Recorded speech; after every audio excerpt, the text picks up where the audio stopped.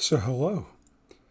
Uh, I've often been thinking about what I would name this podcast, and I can't think of anything that doesn't sound too pretentious. There's actually another one that I do with a buddy of mine, Juan Gonzalez. Nestor! But, the only thing I can think of is it's going to be something like the confessions of something. I had it before and I cannot think of what it would have been. But it's I actually went through many different variations of what I would be calling names that would be my branding. Sometime in my younger years, I actually went with something that was called the Tuesday Dog. I don't even know what that means. That is a relic of my old times. I eventually did, when I had gotten to the School of Visual Arts, SVA, I did have a teacher that said that branding is a good way of finding your identity.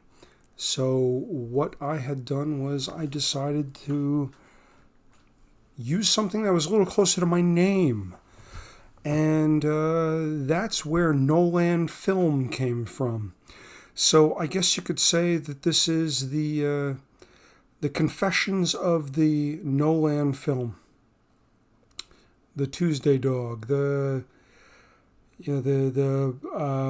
what was the thing that I had written? It was called the Confessions of the Method Writer, or a method writer, not the method writer, because there are a lot of different types of people that work in different ways, and I cannot presuppose that every way that somebody writes is supposed to be that way.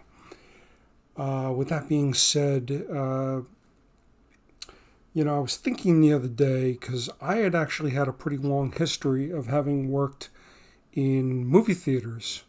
Not in your younger years when you would think you would be, when you're being your movie guy, you're a cinephile. Instead, I didn't start working in a movie theater until I was 27, maybe. And I worked in the concession stand for a short amount of time and then became a manager. Movie theater jobs, they can be great and they can be fucking awful. Just awful. Very awful. A lot of great stories. Not as much of a great kind of payoff. I think a lot of people think there's going to be, you can see whatever you want and, whenever you want. And, honestly, when I get off, when I would leave work, I'd be like, why am I sticking around here? I want to go home. But it did make me think about some of my more memorable experiences having gone to the movies. Now, having worked in the movie theater business and having seen how trends have changed. Now, I didn't start working in a movie theater until 2007. It was shortly before Spider-Man 3. But since then, it seems that the movie theater industry is in a decline.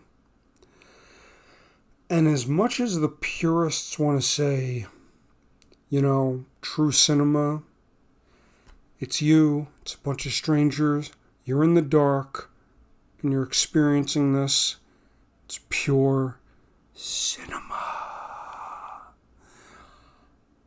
Yes, and also, no. Very much big bullshit. Very big bullshit. I'm going to share with you some stories that are of some of my experiences having gone to the movies, for one thing. Now, when I worked at the movie theater, I used to see a lot of fights, and it reminded me of back in 2003. I went to go see Dreamcatcher. Yeah, the Lawrence Kasdan classic, right up there with The Big Chill. So I'm in a packed movie theater. I do believe that I went there on a Friday night, and I got to see like the added on short before it, which was an Animatrix anime short, and that was cool.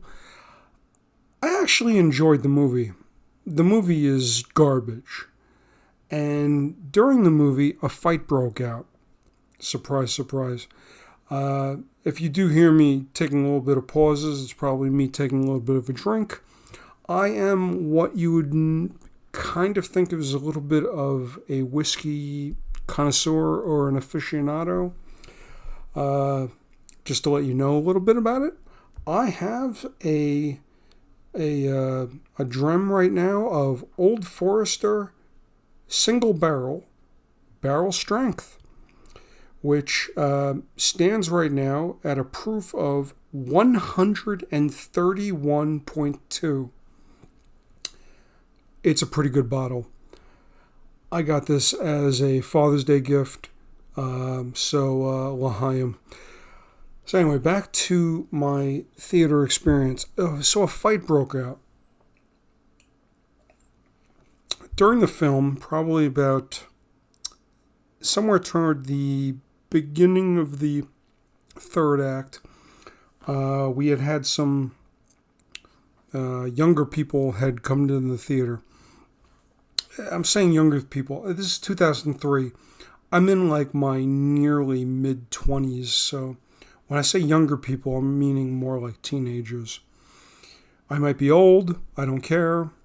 Go fuck yourself. Anyway, they come in, making a big ruckus, talking. Now, we are struggling through this really junky movie. Like I said, I mean, I enjoyed the movie. It's a piece of garbage. But we're struggling. We're trying to hold on. And these guys come in and they're just like blah, blah, blah, blah, blah, blah, blah, blah, blah.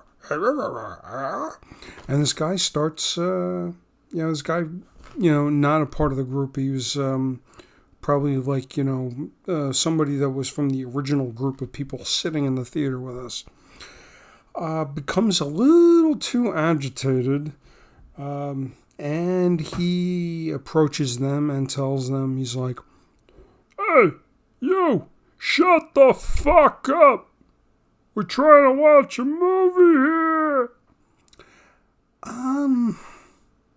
Were we? Were we really? I mean, I guess we were.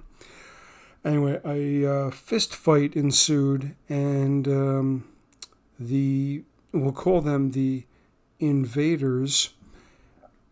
One of the guys, he got punched in the face, and everybody in the theater,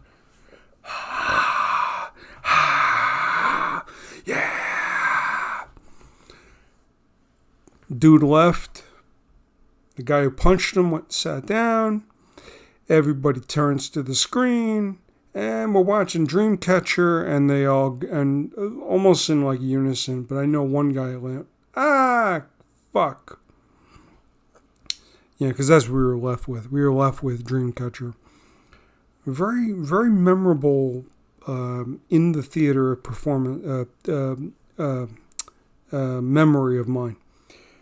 As a worker, one of the things that I do remember was that when one of the biggest movies to ever play in cinemas, which was the first Avengers. Now, if people don't really remember, the Avengers blew up pretty hard at the box office. We were all very impressed when in, I think it was 2008, that The Dark Knight had such a meteoric rise. But, the Avengers, this is the first Avengers movie. We're not talking about Endgame, which was, for a 3-hour movie. Very impressive poll for that. For that. I come from a generation that comes before movies that had characters from comics was popular, so I was always very impressed by that showing. We'll get. I don't think we're ever going to really get into that. There's a lot of type of things where you get into like intellectual properties and a little bit of nerdcore and people having like ownership over things, and that's not really my place. What I do want to talk about is being a manager who, on the opening weekend of the Avengers, I found myself flat on my back. It was a hard weekend. It was very hard, and we all worked very hard to keep the concession stand going, to keep the floors cleaned, to keep the theaters churning, keeping people's seats. It was crowd control was a very big problem. And I remember I went into one of our larger auditoriums and I was just checking on things prior to the movie about to begin. And when I do say that, I mean even before like the attractions was going, but I was just getting an assessment of how things were going. So I'm coming down the tunnel to go to the exit, and our tunnel has a curve that then goes into the exit door for this one auditorium. And I'm coming around the curve, and this guy bursts through the door, or at least it felt like that, and comes right at me. I have no time to even react, but the only thing I hear is, "Move, bitch!" And the next thing I know, I get propelled into the wall, hit the wall. Now I've come off my feet, and then hit the ground. I kind of lost my balance and then just fell right on my back. So I'm lying in the tunnel. Luckily for me, the tunnel was lit enough so that nobody would be stepping on me. A couple of people did actually walk past me. Gotta love people. They're so full of such goodwill. I'll remember all that. So anyway, so I'm lying on my back, dirty floor. Grab the walkie-talkie, and I'm just calling for the ushers to come help me up, because I'm pretty sure I hurt my back, and I did. Which, that's another story we'll get into. Anyway, coming back to that was a little bit of an aside. What I did want to say is that I have a very vivid memory of every movie that I've seen in the theater, going back to as far as, I'm going to say, The Never-Ending Story, possibly even E.T. But The Never-Ending Story, I remember I saw in it was a movie theater in the Sunrise Mall in Massapequa, Long Island. That's about as far back as I can go.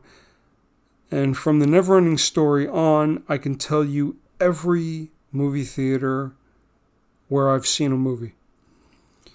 Some people just don't care. They might think that that's ridiculous or nerdy or who gives a shit. But I'm not. It's not like I'm documenting this stuff purposefully.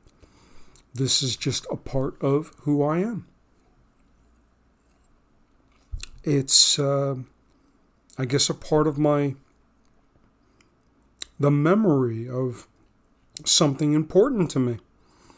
I mean, the movie theater in the Sunrise Mall, same place where I saw Pulp Fiction which a little bit of the, this is so trendy or tropey-ish aside, seeing that movie did kind of wake something up in me.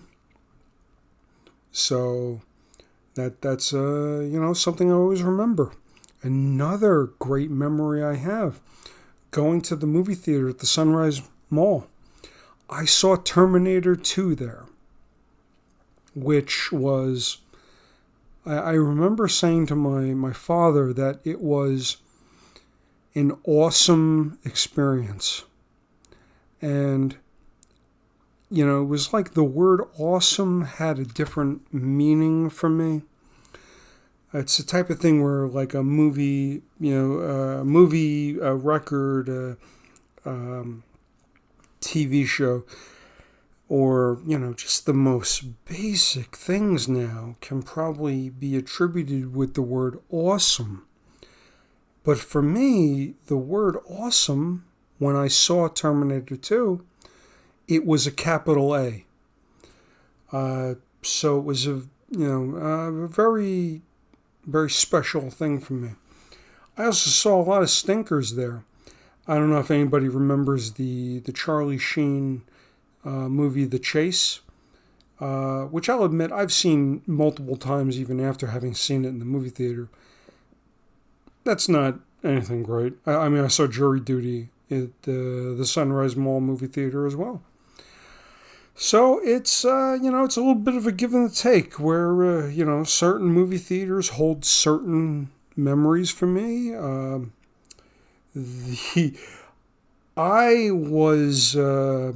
actually from Long Island, but I had actually grown up in just south of the Poconos. When you explain that to people, they don't know what that means, so maybe I might say, like, I grew up near the Poconos.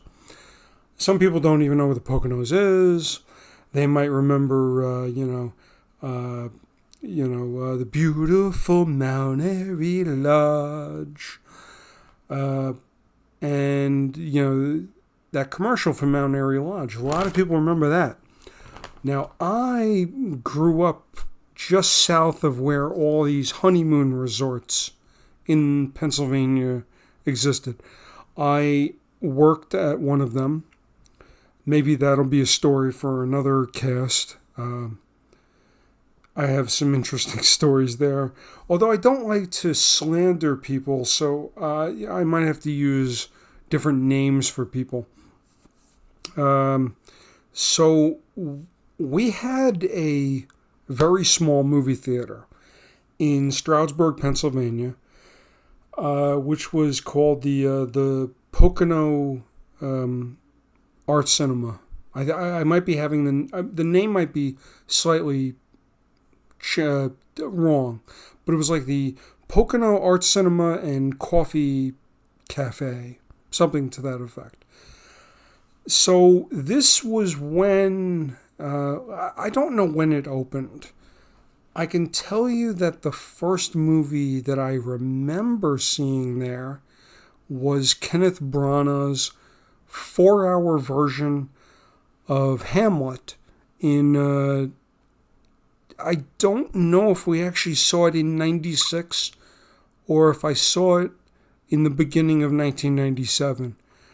But it was a hell of an experience for me. I mean, it was a smaller theater, so seeing a 70 millimeter movie, I'm sure some things were a little lost, but still, I actually saw it twice.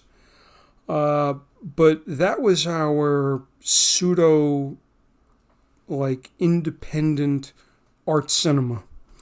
I had heard stories that over the years because it has such a close a proximity to East Stroudsburg University, so maybe the Pocono Art Cinema actually might have been in East Stroudsburg, but it had been the movie theater associated with East Stroudsburg University. And then at one time it was, I don't take my word for this, but I had heard that it might have been a dirty movie theater at one point. I do know that it was a. This is really funny. When I think when I was in my earlier years of high school, I seem to remember that it was a carpet store. Because it had like these storefronts that kind of reminded me of like when you would go down like a main street and they would have like the window displays. Maybe I might be misremembering that, but I do remember that in the mid to late 90s, it eventually became like this independent art cinema, which I graduated high school in 97, so when you start to kind of come online with being a lover of movies and learning about new movies, finding out that there's an art cinema that's not like a million miles away, oh man, it's golden. So one of the stories I wanted to tell was there has been numerous times that I have been the only person in the movie theater. And I don't have any problem with that. But it does go back to this other story about how, like, cinema. You're in the dark, you're with people, and it's a communal thing. This doesn't always happen by like choice, because sometimes you go to the movie theater and you are the only person. And I don't mean like there isn't a lot of people there or maybe there's only a couple. I mean, no, you are the only person. One person. It is you sitting there eating your popcorn, feeling like a jackass because you're the only one who went to this movie. It hasn't happened a lot, but considering the fact that I've gone to the movies, between, I would say, it was somewhere between 1995 or 96 to about 2006 or 7. So for about 10 years, I used to see well over 50 movies a year. At least one a week. Sometimes 2 or 3 a week. But, on average, we're talking about one a week. Things changed for me after that. That's the reason why I'm saying for that 10-year period. But in that 10-year period, I saw films like in 2004, I saw the movie Spartan, which was a David Mamet film with Val Kilmer, which some people think was never released in the movie theater. And I will have to say, I beg to differ. I was the only one sitting in the movie theater that day because I like David Mamet and I wanted to see what this new movie was. Strangely enough, it also came after it came after me helping out a classmate when I was going to SVA doing a film shoot. It was an all-night film shoot that ended with us at a bar. And I got to remember, in New York City, bars can be open till like 4 a.m. So I go to the bar, I'm there till 4 a.m. Then I go to the diner off of between 23rd and 22nd Street, just a block away from SVA. I'm blanking on the name of that one, but I go there, have breakfast, and then I take the train home, and I take a nap, and I get up, and I go to see a late matinee of Spartan, and only one in the movie theater. Let's see, the most famous one, the first time I can remember this happening, though, was now in early 1998, I had rented the movie The Ice Storm. I had heard about it, heard it was getting good reviews, and I watched it. Loved the movie. I loved the movie The Ice Storm. And I wanted to see the next film from Ang Lee. Little sidebar here. I remember when Sense and Sensibility came out and I saw his name, I thought it was Ang and it was a woman. Didn't know that Ang Lee was, Taiwanese, and that, he had made films prior, such as like The Wedding Banquet or Eat, Drink, Man, Woman. Anyway, back to the point here. So I had saw a story that his next film is going to be like a Civil War movie, and it was going to be called Ride with the Devil, and that it was going to have Jewel in it, which I guess this is kind of a silly, embarrassing thing. When you're about 18 at the time, and you find out that like Jewel's going to be in a movie, you sometimes think you're like, ooh, because anybody at that time, like 97, 98 time, when you're like 18 or 19 years old, you might think like, Jewel, interesting. She can be in a movie. So, besides the story, there's always the idea of like, oh, there's a woman in this movie. I wonder what's going to happen. That's the male brain taking over there. But as a cinephile, I was very fascinated because also this movie was going to have Jeffrey Wright, and my friends and I, we loved Basquiat. We used to watch it a lot. So I saw Jeffrey Wright was going to be in it. I saw that Tobey Maguire, who I had only just seen in the Ice Storm, I didn't know who the fuck Tobey Maguire really was. I thought he looked way too much like Elijah Wood. So when I had saw the Ice Storm, I thought Tobey Maguire was Elijah Wood. And then, we had the Skeet Ulrich that was going to be in this movie, Ride with the Devil. I mean, honestly, I didn't really give a fuck about Skeet Ulrich, but, I guess he probably was the biggest name that was going to be in that movie because of Scream. But anyway, Ang Lee, new movie coming out. I went to go see the Being John Malkovich at the Pocono Art Cinema.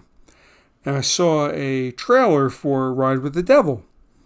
And I was like, oh, yeah, go to see this Ang Lee movie. This is going to be awesome.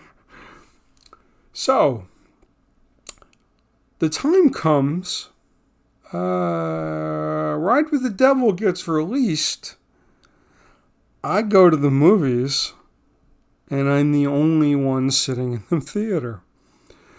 Now, for some people who are not terribly aware of this, Ride with the Devil is, I guess it's a little bit of like a movie that it might not exactly have the most precise audience. I think it's a great movie. It might be, I know a lot of people are very big on Crouching Tiger, Hidden Dragon, or Brokeback Mountain, which is a masterpiece. I think The Ice Storm is Ang Lee's best film, but I think his most underrated movie is Ride with the Devil. Now, Ride with the Devil was like a $35 or $40 million movie, and the movie made $635,000 at the box office, and I'm one of the people who bought a ticket to that movie. So that's special. Very special. Nothing like being a part of a losing cause. I'm thinking about some other things. I might have been the only person in the theater to watch. It gets a little harder at that point. I do know I went to go see the Jon Favreau movie Made, which I didn't even know anything about, and I was one of two people in that theater. I tend to go to a lot of matinees, so I guess maybe that might kind of break it down a little more too. But for the most part, it's like, a lot of people talk about how, going to the movies is such like a special thing. And I don't know. Like having worked at a movie theater, movie theaters I think they're a hard sell. Real reason to go there. I guess you go there with a group of people, at least there's one thing. But I don't know if I like going to the movies with a lot of people. The last time I remember truly going to the movies with a lot of people and loving it was I went to a midnight showing of Muppets Take Manhattan at, let's see, it was down in Houston, so it would be the Sunshine. So the Sunshine Theater. Am I getting that wrong? Might be misremembering because I haven't been to the theater in like well over, we're talking 15 years. So, I went to the. I went to the movie they're showing, Muppets Take Manhattan as a midnight show, and a couple friends and I we hit a couple of bars before, so there we are at the theater, and it's it was a really good experience going to see the movie as a group. But also that was like going to see something, midnight screening, something I saw when I was like a kid, and it was not the same thing. It was like I guess it was a little different, wasn't quite it was special in its own respect, but at the same time, like, this is what I think makes going to the movies special. It has to be something more unique. I enjoy seeing the posters in the lobby. At the Sunrise Theater, it had the poster for the Brown Bunny, which is one of the it's one of the best posters I've ever seen, where they actually had this in the lobby, and it was a quote from Roger Ebert that said, like, the worst movie I've ever seen, or something to that effect, which kind of goes up there with the David Lynch's Lost Highway, which has the quote, the Roger Ebert and Gene Siskel, so 2 thumbs down. You can't do any better than that. I've always kind of felt that a movie, if it is very polarizing, it might be something you want to try out.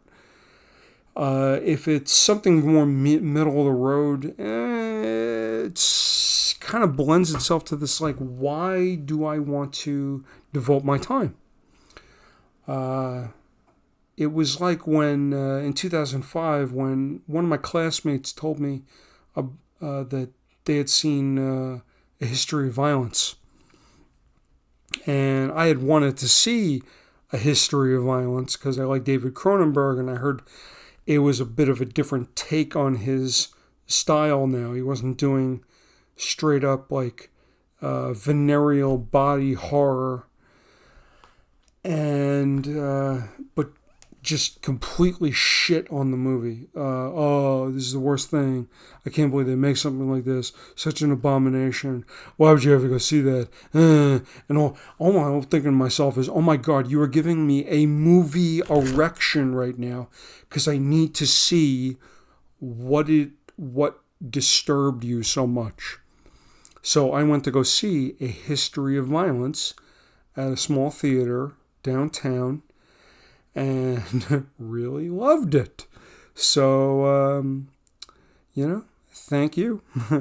I always like that. I always like people either love something or they hate it. Sometimes if they hate it, it means that somebody's got to love it. I mean, it's... How many times do you ever find something that, like, everybody just completely hates? Like, everybody. Talking about 100% of the population. I don't think that happens a lot. So, yeah. But some of my thoughts about movie theaters. A lot of them have shitty seats. Some of the best experiences I've ever had are in movie theaters.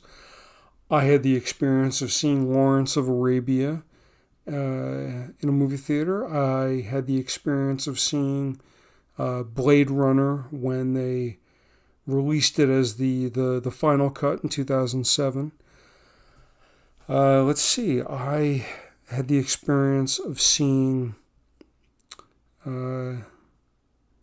let's see here. I'm trying to think of something special I've seen. I did see Gone with the Wind and Wizard of Oz like over 20 years ago when they did those. Those weren't quite as exceptional for me, but hey, something. It's not everything has to be the classic movie. Sometimes it's stories like going to see Dreamcatcher and a fight breaks out. I remember as a manager at the movie theater, after the theater got cleaned and it was the end of the night, I went in to go just do like a walkthrough of the different auditoriums, and I caught a couple having sex. So everybody has their own special stories at a movie theater. And, this has always been an interesting point with people. Have you ever walked out of a movie? And I have done it 3 times. Granted, I have then watched the entirety of that movie at a later time, but the first movie I remember walking out of was... this is going to get some interesting responses from people. It always does when I tell people this in person. The Cable Guy.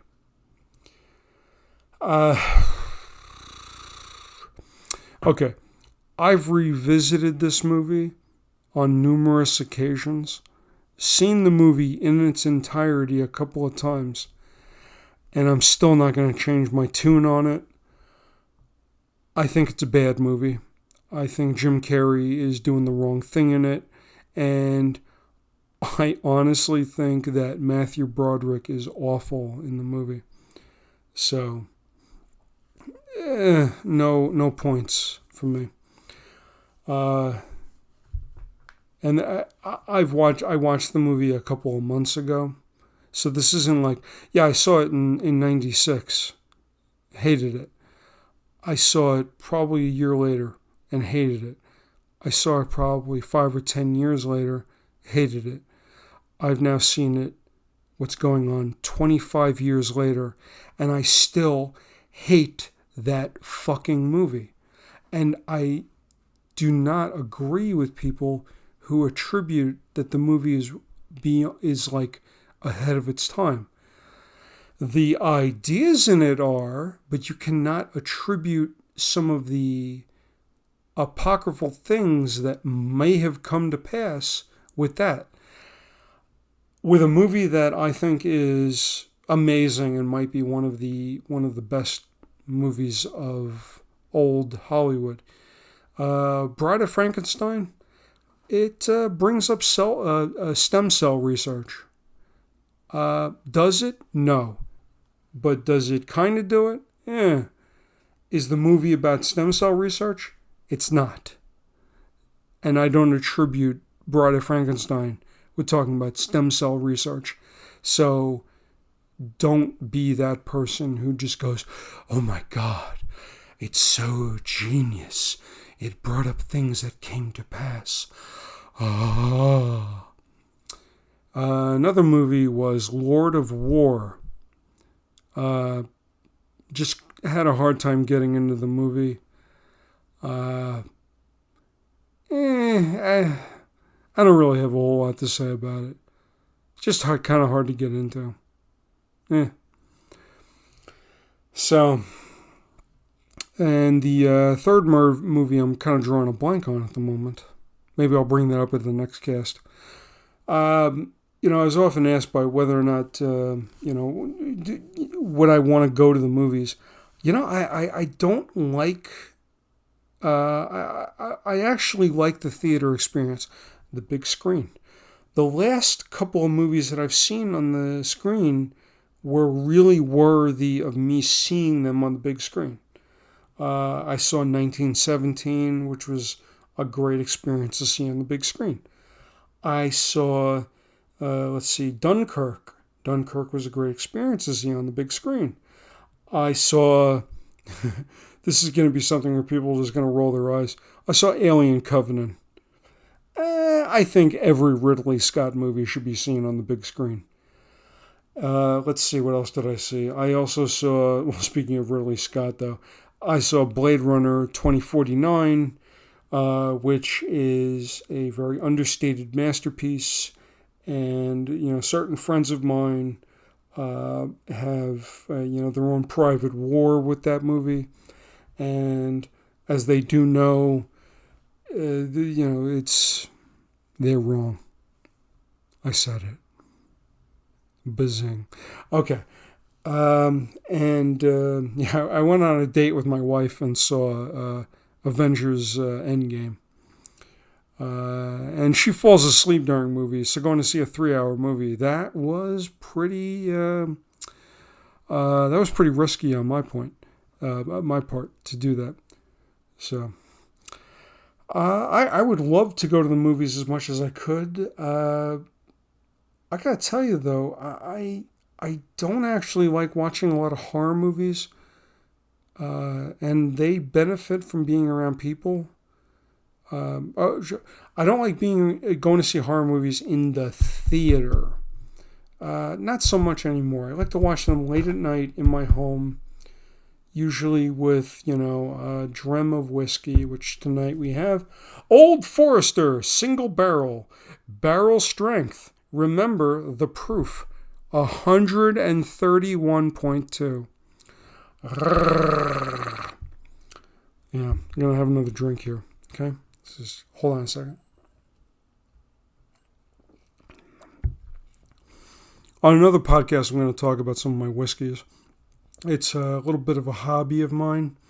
And on future casts, I'll talk about my trip to Kentucky and how it was kind of important to kind of feel a little bit of America. Because I've spent a lot of my life living in a tri-state area.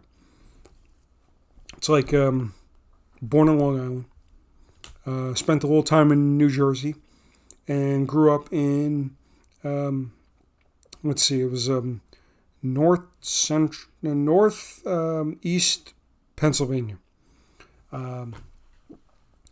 So kind of the same area, but decided I wanted to see a little bit of America.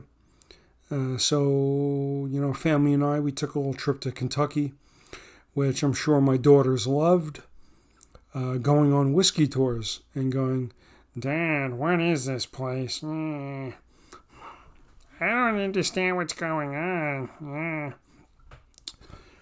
But that was a trip for me. They were young at the time, and good for me.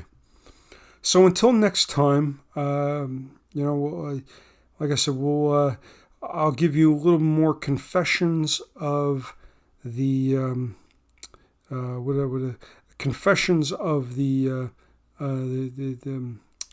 method writer, or the method thinker for that point. I had to explain to somebody what a method writer was, and the eye roll they gave me. I thought my house was going to topple over. Anyway, though, so until then, as I always tell people, just, have fun, be nice to each other, and we will talk soon.